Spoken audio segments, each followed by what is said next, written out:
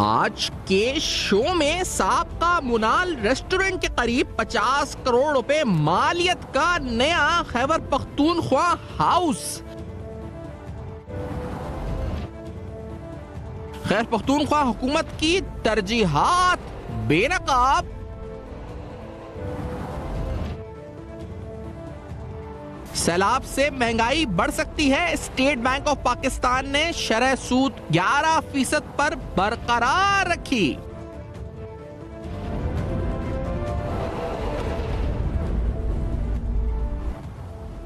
अस्सलाम वालेकुम। पर्दा हक़ाइक़ सनसनीखेज़ इंकशाफ़ात प्रोग्राम बेनकाब में हूँ आपके साथ सफ़ान खान। नाज़रीन, जो एनुअल डेवलपमेंट प्लान होता है, यानी जो किसी भी सूबे के अंदर या मुल्क में वफाकी सतह के ऊपर डेवलपमेंट के हवाले से जो प्रोग्राम होता है, मुख्तलिफ स्कीम्स उसमें होती हैं। इसका तस्करा करने से पहले खैबर पख्तूनख्वा में हमने ये देखा है कि हालिया सैलाब में, पिछले माह के सैलाब में बुनेर हो, स्वात हो, दीगर डिस्ट्रिक्ट्स हो, तकरीबन 750 के करीब हलाकतें हो चुकी हैं। और ये सैलाब का सिलसिला जिसकी शुरुआत ही स्वात में हुई, फिर उसके बाद बुनेर में और फिर उसके बाद मुल्क के दीगर हिस्सों में एक्सट्रीम मानसून सीजन इसकी सूरत में हुई, तो मजमूई तौर पर वहाँ पर रेस्क्यू के हवाले से जो सूरत हाल रही या डैमेज कंट्रोल के हवाले से जो कोशिशें नहीं, वहाँ खैबर पख्तूनख्वा की हुकूमत क्या उनके पास मुताल्लिका फंड्स थे या नहीं।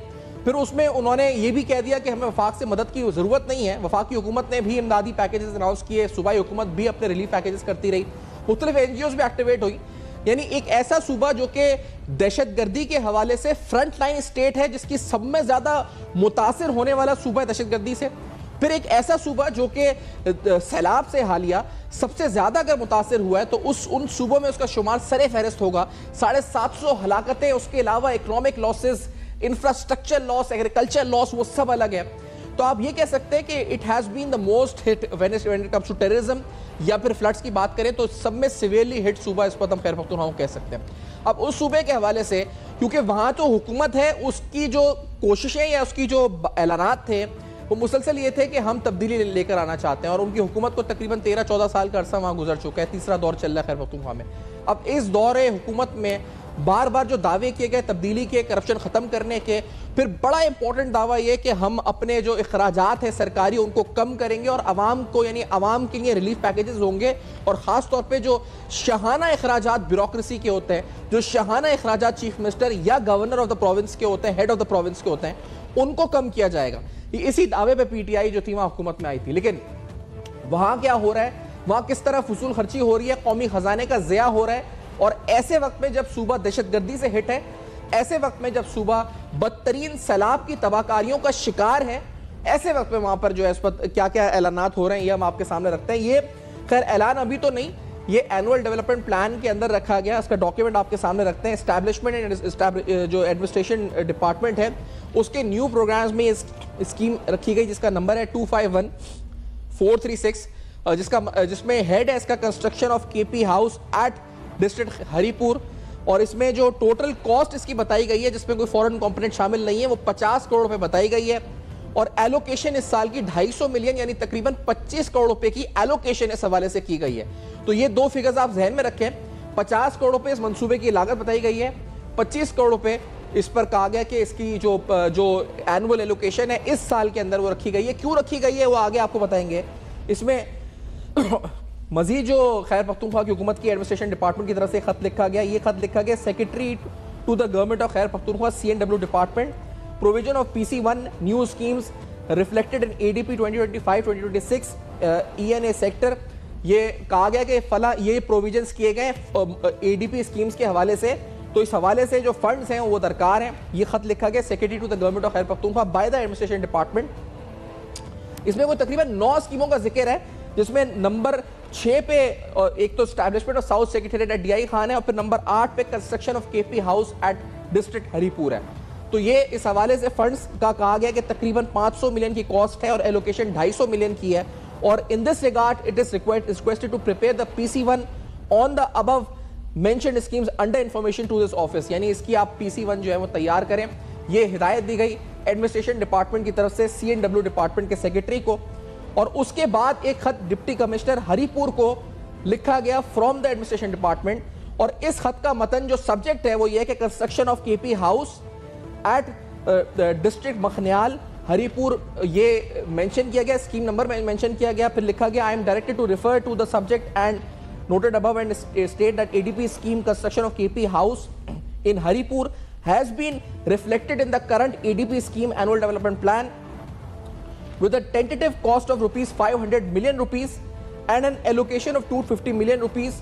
और उसके बाद इसे मजीद कहा गया कि अटैच्ड है वो सारे डॉक्यूमेंट्स जो हम आपको सामने दिखा रहे हैं। Instructions regarding preparation of PC1 have been issued to concern authorities, और उस हवाले से ये कहा गया कि in view of the above you are requested your good self to kindly identify state land feasible sites in district Haripur for construction for Khyber Pakhtunkhwa house at Makhriyal district Haripur।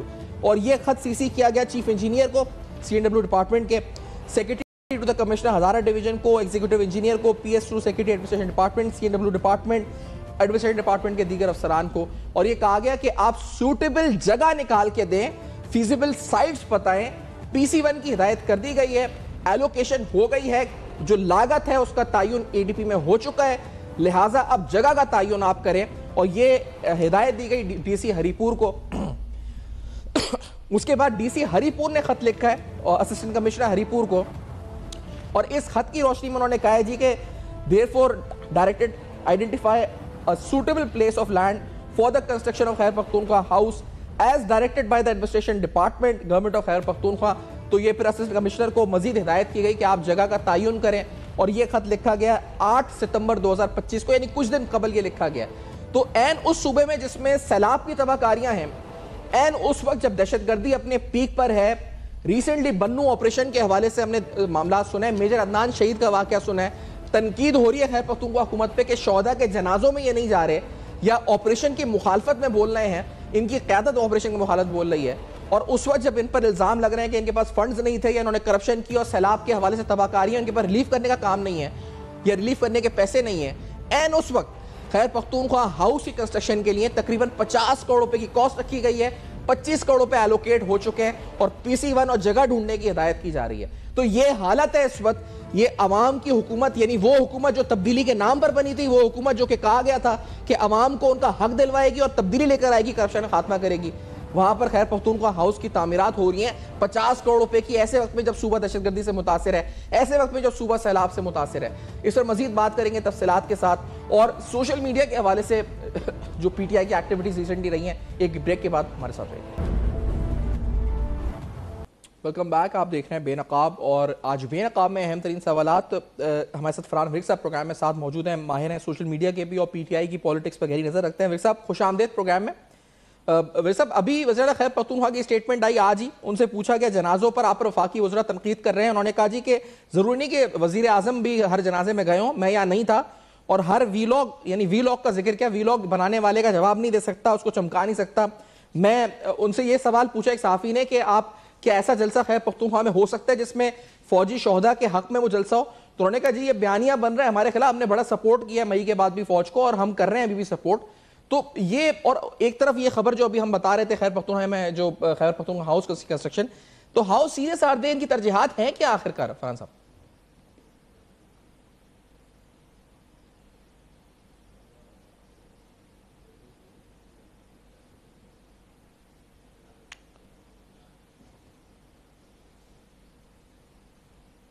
Farhan Virk साहब, आप तक आवाज़ पहुँच रही है?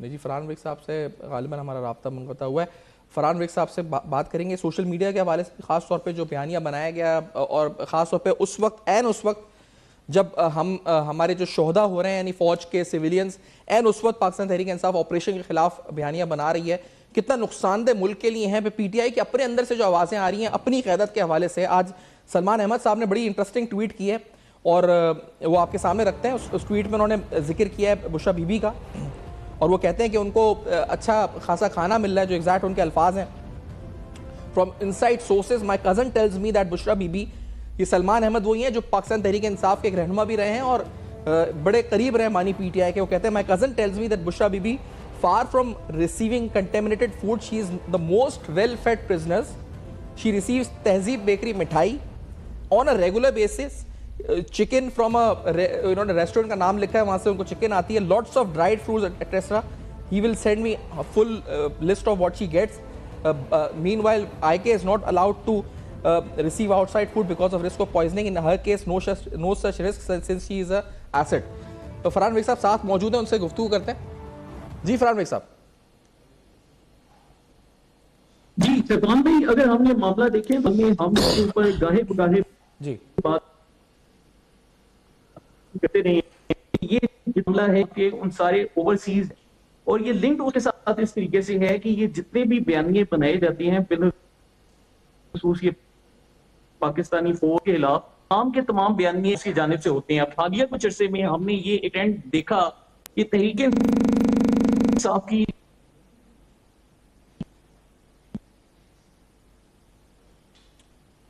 फरहान साहब से रब्ता मुनक़ता हुआ। एक ब्रेक ले लेते हैं, इस ब्रेक के बाद वापस आते हैं, ब्रेक साहब से दोबारा रिकनेक्ट करते हैं और अहम तरीन मामला पर गुफ्तगू करते हैं। Let's take a break, break के बाद वापस आते हैं। नाज़रीन हमारे साथ रहिएगा। Welcome back. आप देख रहे हैं बेनकाब और बेनकाब फरहान बेग साहब साथ मौजूद है। फरहान बेग साहब, ये जो स्टेटमेंट आई वज़ीर खैबर पख्तूनख्वा की हमने बताई, लेकिन पहले उससे पहले बताएं, क्योंकि जो ये नैरेटिव बिल्डिंग कर रहे हैं कि हम तब्दीली सरकार और ये सब कुछ, हम हुकूमत, मुनाल रेस्टोरेंट के करीब जो साबका था वहां पे ये केपी हाउस की कंस्ट्रक्शन, सोशल मीडिया इसको किस तरह से ट्रीट कर रहा है इन सारी खबरों को? जी सफान भाई, अगर हम हालिया 1.5 से 2 सालों में तहरीक इंसाफ का ओवरऑल एक नैरेटिव देख लें तो उस नैरेटिव में एक चीज जो हमें बड़ा क्लियर नजर आती है वो ये है कि उनको डेवलपमेंट प्रोजेक्ट्स या कोई हेल्थ रिलेटेड या एजुकेशनल रिलेटेड प्रोजेक्ट्स या उनका जो इंफ्रास्ट्रक्चर है उसमें कोई इंटरेस्ट नहीं, क्योंकि जो पूरा एक कैंपेन का जोर दिया जाता है वो एक इमोशनल आउटरीच की जानिब दिया जाता है कि अपने फॉलोअर्स को बार बार जज्बाती किया जाए या उनको ये तासुर दिया जाए कि आप लोगों के साथ बहुत ज्यादा ज्यादती हो रही है। तो जहां पर भी कोई सोशल मीडिया के ऊपर इस तरह के क्वेश्चंस आते हैं कि हुकूमत क्या कर रही है या कैसे काम हो रहा है, तो वहां पर एक अल्टरनेट बयानिया ये दे दिया जाता है कि जी ये जो सूबाई हुकूमत है ये तो शायद तहरीक इंसाफ के कंट्रोल में ही नहीं। तो इसलिए लोगों को हमेशा उन्होंने एक तकसीम करके और एक पजल स्टेट ऑफ माइंड में रखा है। यही वजह है कि आपको ऐसे स्कैंडल्स आते भी रहेंगे, माजी में भी आते हैं, मुस्तकबिल में भी आएंगे, लेकिन जो उनकी कोर ऑडियंस है उसका फोकस इसकी जानिब है ही नहीं। उन्होंने उनको डेवलपमेंट से बहुत दूर कर दिया है। जहां तक उनके मौजूदा स्टेटमेंट्स की बात है उसमें सफान भाई, अगर आपने काफी सारे शोज भी किए हैं पिछले 1.5-2 सालों में जिनमें बार बार हमने एक ही बात को रिपीट किया है कि जो ओवरसीज तहरीक इंसाफ के सोशल मीडिया सेल्स बन चुके हैं वो पार्टी का जितना भी नैरेटिव है या जितना भी बयानिया है उसको कंट्रोल कर रहे हैं। अब हालिया कुछ अरसे में हमें ये चीज भी देखने को मिली कि जब भी खैबर पख्तूनख्वा से कोई सीनियर सियासतदान तहरीक इंसाफ का ऐसा उठा जिसने कोई मुल्क के हक में या रियासत के हक में बात की तो बार बार उसके ऊपर हमले किए गए। मैं आपको इसे एक एग्जांपल देता हूं कि अली मोहम्मद खान तहरीक इंसाफ के खैबर पख्तूनख्वा के बड़े लीडर हैं, लेकिन जब भी वो सोशल मीडिया के ऊपर फौज की हिमायत करते हैं तो जितने भी ओवरसीज ये जो अकाउंट्स रन हो रहे हैं ये सब के सब अली मोहम्मद खान के ऊपर इकट्ठा अटैक करते हैं और फिर डिस्क्रेडिट करते हैं। उन सारे बड़ी जो क्यादत है उसको साइडलाइन कर दिया जाता है। अब यही वजह है कि जो सूबाई हुकूमत है वो भी हमें इन्हीं फेक अकाउंट्स की यरगमाल बनी हुई नजर आती है और हो ये रहा है कि ये अकाउंट सूबाई हुकूमत को मना करते हैं कि आप जो है वो फौज के हक में वहां पे रैली करेंगे। वज़ीर खैर पख्तूनख्वा से पूछा गया तो उन्होंने कहा हमने तो पहले भी की है और हम करते रहे हैं, ये बयानिया नून लीग बना रही है। फिर उन्होंने कहा जी कि जो तनकीद की जा रही है कि जनाजों में नहीं जा रहे, तो वजीर आजम भी बहुत से जनाजों में नहीं गए। उन्होंने कहा मैं यहाँ पर नहीं था। और मजीद उन्होंने यहाँ पर कहा कि सोशल मीडिया पे बात हो रही है कि मैं किसी वीलॉग का को चमका नहीं सकता, को किसी ने वीलॉग में कुछ कह दिया तो मैं जवाब दूं यहाँ पे उसका। तो ये मेरा इस वक्त डोमेन नहीं है कि मैं वीलॉग का जवाब दूं किसी। हम जब ये पूरे पैटर्न के ऊपर गौर करते हैं तो ये जो पैटर्न है ये कोई अभी का हालिया पैटर्न नहीं है कि वो किसी जनाजे पर नहीं गए। गुज़िश्ता 2 से 2.5 सालों में जब भी आप स्टडी करते हैं आपको एक भी मरतबा ऐसा नजर नहीं आता कि वो किसी भी ऐसे जनाजे में शरीक है। तो वो 1 या 2 दफा का इंसिडेंट होता तो वो एक डिफरेंट चीज थी, लेकिन यहाँ पर हमें पूरा पैटर्न नजर आ रहा है। फिर जहां पर आपको ये पैटर्न नजर आ रहा है वहां पर आपको बार बार जो तहरीक इंसाफ के साबका चेयरमैन है इमरान खान, उनके ट्विटर अकाउंट पे भी आपको स्टेटमेंट्स के ऊपर गौर करना पड़ेगा कि कल रात को भी वो बार बार यही स्टेटमेंट इशू कर रहे हैं कि जी खैबर पख्तूनख्वा में दहशतगर्दों के खिलाफ ऑपरेशन नहीं होना चाहिए। तो एक जानिब आप देखें कि वहां पर हमारे जवान शहीद हो रहे हैं, दूसरी जानिब उनके सोशल मीडिया अकाउंट से बार बार इस किस्म की बयानबाजी की जा रही है जिससे उल्टा ये तासुर मिलता है कि रियासत जो दहशतगर्दों के खिलाफ कोई कार्रवाई न करे, अगर कार्रवाई करेगी तो हम जो है रियासत को नुकसान पहुंचाएंगे। एक तरफ सूबे में 750 हलाकतें हो गई हैं सैलाब से, एक तरफ सूबा खैर पख्तूनख्वा दहशतगर्दी से सबसे ज्यादा हिट हुआ है, वहां 50 करोड़ रुपए से वो नया खैर पख्तूनख्वा हाउस बना रहे हैं।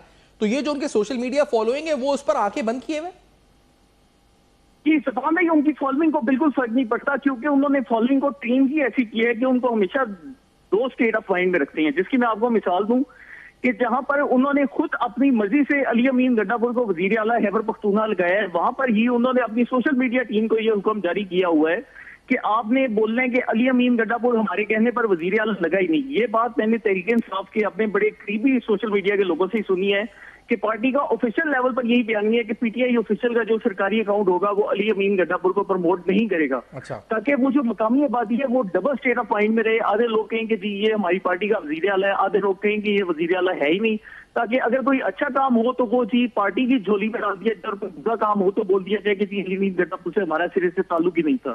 तो वो हमेशा लोगों को एक कंफ्यूज स्टेट ऑफ माइंड में रखते हैं। अच्छा, जहां तक इनकी जो बयानिए की बात है, हम चुके जो बयानिए की बात है, तो ये तो अफगान बाशिंदों के हक में बानी पीटीआई के अकाउंट से ट्वीट्स हो रही हैं, ये सब कुछ हो रहा है। इजराइल के खिलाफ ट्वीट करना हो या फिर पाकिस्तान में अफवाज पाकिस्तान के शौदा की ट्वीट हो, वो नहीं हो रही। तो ये चला कौन रहा है, कैसे चल रहा है ये अकाउंट और क्यों ऐसा चल रहा है? ये जितना भी नेटवर्क है ये सारे के सारा अमेरिका से जिब्रान इलियास नाम के और जो इनके सोशल मीडिया हेड हैं वो कंट्रोल कर रहे हैं। जिब्रान इलियास की अगर मैं आपको हिस्ट्री बताता चलूं तो 2010 में अमेरिका की जो यूनाइटेड स्टेट सीक्रेट सर्विस थी वो उसके बाकायदा एम्प्लॉय थे और 2010 में ही उन्होंने तहरीक इंसाफ में शमूलियत इख्तियार की। ये सारा डेटा ऑनलाइन अवेलेबल है गूगल के ऊपर, आप ओपन सोर्स इंटेलिजेंस से इसके बाकायदा रिसर्च भी कर सकते हैं कि उसी अरसे के दौरान उन्होंने तहरीक इंसाफ के सोशल मीडिया टीम की भी बुनियाद डाली और उसके बाद से अब तक पार्टी का ये जितना भी एंटी स्टेट किस्म का एक नैरेटिव है उसको जिब्रान इलियास साहब स्पीयर हेड कर रहे हैं। तो अब ये जितने भी बयान हैं वो सारे के सारे अमेरिका से रन होते हैं। आज भी ये जब अलीमा खान साहिबा से सवाल किया गया तो वो कहती हैं कि जी पेज के एडमिन पाकिस्तान में, हालांकि ऐसा नहीं है। पेज के इनका जो फेसबुक पेज है उस पर बाकायदा नजर आ रहा है कि उस पेज को 2 अफराद अमेरिका से चला रहे हैं, पाकिस्तान से उनका बयान जा ही नहीं रहा। सही। अच्छा, अब इस सिलसिले में क्योंकि हम ये देख रहे हैं मुसलसल के ये जो मुझे जो लगता है जो कराची में हम रिपोर्टिंग करते हैं तो यहाँ पर बाकायदा एमक्यूएम के जो सेक्टर इंचार्ज थे वो एमक्यूएम के कंट्रोल से बाहर निकल गए थे। यानी फारूक सत्तार साहब के बारे में भी एक बार में अफवाह उड़ी थी, पर खबर थी कि सेक्टर इंचार्ज से उनकी झड़प हो गई थी। तो क्या ये इनकी सोशल मीडिया भी एमक्यूएम के सेक्टर इंचार्जों की तरह आउट ऑफ कंट्रोल हो गई है? यानी इनके वजीर आला को भी वो झाड़ सकती है, इनके जो लीडर्स हैं वो भी उसके पाबंद हैं और उसी के अहकामात के पाबंद हैं कि उनको अमल करना है? तूफान भाई, हम ये बात तब यकीन करते हैं जब पार्टी की जानिब से कोई इन लोगों से डिसोसिएशन इख्तियार करने की कोशिश की जाती। लेकिन हम ये देख रहे हैं कि जहां पर ये बज़ाहिर एक तासुर देने की कोशिश की जाती है कि सारा social media out of control है और हमारे काबू में नहीं, वहां पर कोई ऐसी संजीदा एफर्ट नहीं की जाती कि ये लोग बोले कि जी ये जो फलाने अकाउंट्स हैं इनसे हमारा कोई ताल्लुक नहीं या हम उसको इससे डिस्कस करते हैं। जैसा कि आपने माजी में भी देखा कि वो जो इनके भगोड़े थे जो कि बाहर के मुल्क चले गए, अब वो खुद को एक फौजी भी बताते हैं और सारा कुछ बताते हैं। तो अब उन अकाउंट से आज तक इन्होंने खुद को कभी भी ऑफिशियली एसोसिएट नहीं किया। इसी तरह ही बाहर जितने भी ये व्लॉगर्स नफरत का कारोबार करते हैं उनसे कभी खुद को डिसोसिएट नहीं कर सके। तो यहाँ पर पार्टी की जानिब से कोई कंसर्टेड एफर्ट हमें नजर नहीं आ रही।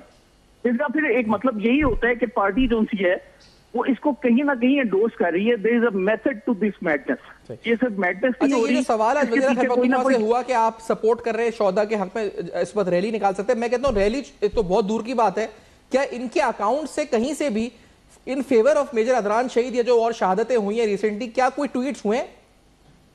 नहीं तूफान भाई, कोई भी ट्वीट आज तक इनके अकाउंट से ना तो दहशतगर्दों की मजम्मत में हुआ है पिछले 2 सालों में, किसी दहशतगर्दी के एक वाक्य की इन्होंने मजम्मत नहीं की, इसी तरह ही किसी शहीद के हक में कोई ट्वीट नहीं किया। और ये सिर्फ इमरान खान पे नहीं, जो तहरीक इंसाफ का ऑफिशियल अकाउंट है, वो पार्टी का अकाउंट, उनके वजीर आला का अकाउंट, ये जितने भी अकाउंट्स हैं वो सब के सब पिछले 2 से 2.5 सालों में एक भी मरतबा ऐसा नहीं कर सके। वो दहशतगर्दों के खिलाफ बात नहीं कर सके। ठीक है, आप स्टेट पर क्रिटिसिज्म करते हैं, हमें समझ आता है, लेकिन दहशतगर्दी की मजम्मत भी तो आप कर सकते हैं ना। वो भी करने की एक भी मरतबा कोशिश नहीं हुई, ना ही कोई ऐसा कोई बयान इनकी जानिब से आया। अच्छा, और ये अफगान सफीर से मुलाकातें और अफगान बाशिंदों के हक में ट्वीट्स, यही नैरेटिव चल रहा है इस वक्त और कुछ नहीं हमने देखा। दहशतगर्दी, ऑपरेशन, अफवाज पाकिस्तान के शौदा, कोई ट्वीट इन फेवर नहीं है। ये जो था ये तकरीबन आज से 1.5 साल पहले ओरिया मकबूल जान पाकिस्तान के वज़ीर कार हैं जी, वो जो सी है स्टूडेंट्स के साथ यूनिवर्सिटीज में जाकर डिस्कस करती हैं और वहां पर वो कहते हैं कि जी और हमें बड़े लोगों को कोई हाब आ रहे हैं और हाब ऐसे आ रहे हैं कि पाकिस्तान और अफगानिस्तान मिलकर एक फेडरेशन बनेंगे और इस फेडरेशन में एक छोटी दाढ़ी वाले एक साहब आएंगे और वो आकर इमरान खान को जेल से छुड़वाएंगे। जब हमने इस पर रिसर्च की तो ये कोई इस किस्म का बयानिया बनाया जा रहा है कि जैसे पाकिस्तान और अफगानिस्तान की जंग होगी और उस जंग के नतीजे में इमरान खान को रिहा किया जाएगा। ये पिछले 1 से 1.5 साल में सोशल मीडिया के मुख्तलिफ पेजेस पर फैलाया जा रहा था और अब उसको बाकायदा मेन स्ट्रीम करने की कोशिश की जा रही है, जो ये आजकल हो रहा है। ठीक है फरहान भाई साहब, बहुत शुक्रिया, आपने वक्त दिया, प्रोग्राम में ज्वाइन किया। गुफ्तगू हुई अहम तरीन मौजू पर। एक ब्रेक के बाद स्टेट बैंक ऑफ पाकिस्तान ने महंगाई के हवाले से किन खदशात का इजहार किया है, सैलाब के मुतवक्का असरात महंगाई पर क्या होंगे, माशी पहलू से इसको समझेंगे, कोशिश करेंगे। एक ब्रेक के बाद हमारे साथ रहिए।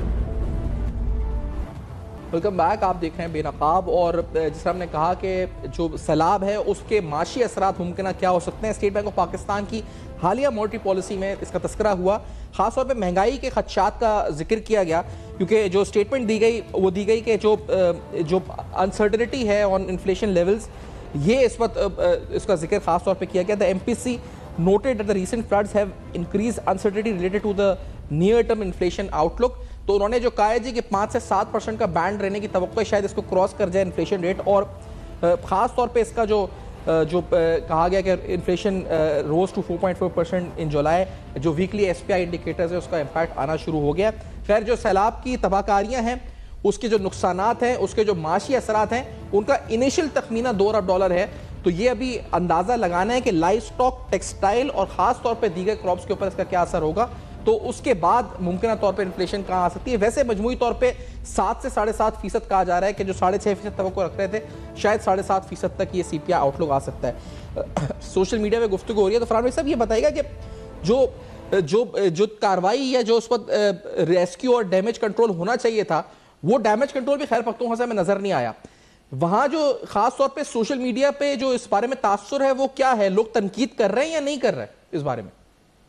सुफान भाई, वो बुनियादी तौर पर उन्होंने जो अपनी पार्टी के लोग हैं उनकी मेंटल ट्रेनिंग इस तरह की है कि वो किसी भी लेवल पर तनकीद कर ही नहीं सकते, क्योंकि वहां पर जो एक लोगों को एक अमूमन एक तासुर दिया जाता है, वो ये दिया जाता है कि आप तो सिर्फ जज्बातियत की बुनियाद पर हमें वोट करें, हम आपको किसी का एजेंडा नहीं देंगे, हम सिर्फ आपके जज्बात को गरमाएंगे। लेकिन फराज साहब, जो जज्बातियत तो है, लेकिन जैसे सलमान अहमद है, बड़े को सपोर्टर है, उनका ट्वीट मैंने देखा, वो कह रहे हैं कि My cousin tells me that Bushra Bibi is not receiving contaminated food. Instead, she is receiving food from Tehzeeb Bakery मिठाई, उसके अलावा KFC की चिकन है, और वो कहते हैं लॉट्स ऑफ ड्राई फ्रूट्स वगैरह। तो ये तो इनके सपोर्टर थे ना, और इनको क्या हो गया ये बुशरा बीबी के खिलाफ बोल रहे हैं? जी फरहान साहब, है कि वो अपने फॉलोअर्स को आपस में लड़वाते रहते हैं। अच्छा, लेकिन यहाँ पर इस वक्त क्योंकि पार्टी पैदा आपको ग्रुपिंग नजर आ रही है, एक अली अमीन गंडापुर का ग्रुप है, एक बुशरा बीबी का ग्रुप है, एक लीमा खान का ग्रुप है, एक पुराने नजरियातियों का ग्रुप है। तो होता यह है कि ये जो सारे ग्रुप्स हैं ये एक दूसरे से लड़ते हैं, लेकिन इनकी लड़ाई को इमरान खान साहब खुद अपने लेवल पर इंडोर्स करते हैं। वो कहते हैं कि ये सारे लड़ेंगे, लेकिन अल्टीमेटली होगा क्या कि इसका फायदा मुझे पहुंचेगा, क्योंकि अगर ये ग्रुप्स आपस में लड़ के वीक होते हैं तो मैं इसका सबसे बड़ा बेनिफिशियरी हूँ। तो इसी बुनियाद पर आपको गुज़श्ता कुछ हफ्ते से सोशल मीडिया के ऊपर तहरीक इंसाफ के जितने फॉलोअर्स हैं वो मौजूद बदलते हुए नजर आएंगे। जब भी आप सैलाब की तबाहकारियों का जिक्र करेंगे, तो कभी भी वो सनम जावेद और फलक जावेद की लड़ाई शुरू हो जाएगी, कभी कोई टिकटॉकर ग्रुप आएगा वो लड़ाई शुरू कर देगा, कभी लीमा खान की लड़ाई शुरू हो जाएगी, कभी मिसाल यूसुफजई आ जाएंगे, अब ये सलमान अहमद की लड़ाई आ गई है। तो होता क्या है कि स्मोक स्क्रीन और फिल्म डालकर वो हमेशा अपनी ऑडियंस को एक ऐसे इमोशनल स्टेट ऑफ माइंड में रखते हैं जिसमें वो ये सवाल या क्रिटिकल थिंकिंग नहीं ला सकते कि हमारी डेवलपमेंट का क्या प्रोग्राम है, हमारा ये जो नुकसान पहुंचा है इंफ्रास्ट्रक्चर को, इसका क्या इलाज है, क्योंकि वो अपने फॉलोअर्स को ज़हनी सतह पर नहीं। लेकिन विद टाइम फरहान साहब ये बताएं कि जो खास तौर पे जब ये एक्सपोज होते जा रहे हैं आहिस्ता आहिस्ता गवर्नेंस के लिहाज से भी, और फिर मुल्क के जो दहशतगर्दी के खिलाफ नैरेटिव है, शहीदों को सपोर्ट करने का नैरेटिव है, यानी हर तरह से एक्सपोज हो रहे हैं, तो जो इनकी व्यूअरशिप है, इनके अकाउंट्स की और जो इनके स्टैटिस्टिक्स है, उसमें फर्क पड़ा है? भाई, हमें एक चीज जरूर नजर आ रही है कि कम से कम जो दीगर सूबों का लेवल है, पंजाब में या सिंध में जो इनकी मेन सपोर्ट बेस है, उसमें गुज़श्ता 1 से 1.5 साल में बहुत बड़ा डेंट आया। मैं अगर 50% to 60% डेंट कहूँ तो शायद इससे थोड़ा सा ज्यादा ही होगा। लेकिन जहाँ खैबर पख्तूनख्वा में इनकी सियासत का ताल्लुक है, उधर कोई 10 या 15% से ज्यादा बड़ा कोई ऐसा डेंट नहीं आया, क्योंकि वहां पर इन्होंने हमेशा ऑडियंस को किसी ना किसी नए इशू में इंगेज किया होता है कि जी आज मिसाल यूसुफजई की लड़ाई हो गई, आज फलाने की लड़ाई हो गई। तो वो इस तरह करके ना उनको एक ऐसे स्टेट ऑफ माइंड में रखते हैं जिसमें वो नॉर्मल थिंकिंग के पैटर्न के ऊपर नहीं जा सकते। अच्छा, मिसाल के तौर पे ये जो करते हैं, जैसे एक बार गाड़ियां इस नॉट बड़ी SUVs थी, मिसाल यूसुफजई के लिए अप्रूव हुई, फिर वो कहा कि सोशल मीडिया पे शोर मचा, वापस ले ली।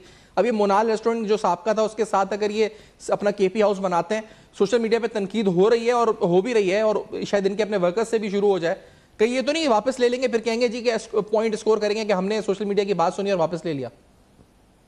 नहीं सभा में ये आप आजकल वो जो सर इनका एटीट्यूड एक ओवरऑल चेंज है। जैसे मैं आपको एक एग्जांपल देता हूँ कि पेशावर के अरबाब में स्टेडियम बड़ा मशहूर क्रिकेट स्टेडियम है जी। तो इन्होंने कोई 3 माह पहले एक गिमिक किया और ये कहते हैं कि हम अरबाब में स्टेडियम का नाम तब्दील करके इमरान खान स्टेडियम रख देंगे।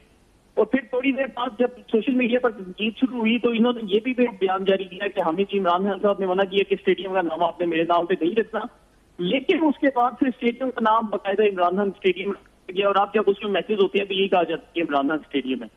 तो ये वही करते हैं जो इन्होंने करना होता है। तो यहाँ पर भी उन्होंने वो जो केपी हाउस है वो बता देंगे, लेकिन वो आपके सपोर्टर्स बोलेंगे कि अली भी गंडापुर जो वो इमरान खान साहब की बात नहीं सुनते, इसलिए उन्होंने खुद बता दी है वो और बात कि ये जो बख्तियाल का इलाका है ये इमरान खान साहब का पसंदीदा तरीन इलाका है। तो हमारा इस पर एक तासुर ये भी है कि हो सकता है उनके कहने पर ये बताया जा रहा हो कि वो सोचे 1-2 साल बाद मैं निकलूंगा तो मैं इस जगह पर रुकूंगा। तो अच्छा, और ये जो आप कहते हैं कि इंडिया का कनेक्शन है, उस दिन चौहान साहब भी कल बता रहे थे कि बाकायदा इंडियन ऑफिसर्स इनसे इन्वॉल्व है, जिब्रान इलियास का खास तौर पे, तो ये जिब्रान इलियास की रिपोर्टिंग लाइन यहाँ पे कि अलीमा खान है, कौन है इस वक्त? जी, ये जो अलीमा खान है ये अभी तक उनसे जिब्रान इलियास के साथ डायरेक्ट है और बुनियादी तौर पर जो एक पार्टी के तहरीक इंसाफ के अपने अंदरूनी हल्के हैं वो भी बार बार यही तासुर दे रहे हैं जब हमारी उनसे ऑफ द रिकॉर्ड बात होती है कि वो कहते हैं कि ये जो अलीमा खान साहब है ये पार्टी के ऊपर बाकायदा कंट्रोल हासिल करना चाहती है और वो कंट्रोल एक ही तरह से हो सकता है कि वो पार्टी की ऑफिशियल टीम्स के साथ थ्रू रही, क्योंकि हालिया वो जैसे मेरे बुशरा बीबी की जो ग्रिप है वो कमजोर हो गई है। माजी में वो सोशल मीडिया को कंट्रोल करती थी, उनकी एक ऑडियो कॉल भी लीक हुई थी डॉक्टर इस्लान खालिद के साथ, लेकिन वो जो डॉक्टर इस्लान खालिद है चूंकि अब वो भी पस मंजर में चल गए हैं तो अलीमा खान ने जिब्रान इलियास साहब के साथ अब ये रास्ता कायम किया और ये जिब्रान इलियास को थोड़ी इन्फॉर्मेशन देती है और आजकल पार्टी में जितना भी सोशल मीडिया कंट्रोल है वो अलीमा खान संभाल लें। ठीक है, बहुत शुक्रिया फरहान साहब ने प्रोग्राम में ज्वाइन किया और अपना मौक़िफ़ दिया इस हवाले से। सोशल मीडिया पर क्या आवाज़ उठ रही है, पाकिस्तान तहरीक इंसाफ क्या नैरेटिव बनाती है और ख़ास तौर पे शोहदा को लेकर, अफवाज पाकिस्तान के शोहदा को लेकर खैबर पख्तूनख्वा हुकूमत का जो मौक़िफ़ है वो क्या है और वो किस तरह शाह खर्चियाँ कर रही है और रिसेंटली केपी हाउस की कंस्ट्रक्शन इसको बेनकाब किया। फीडबैक दीजिएगा, जरूर देखते रहेगा। अब तक अपना बहुत ख्याल रखिएगा।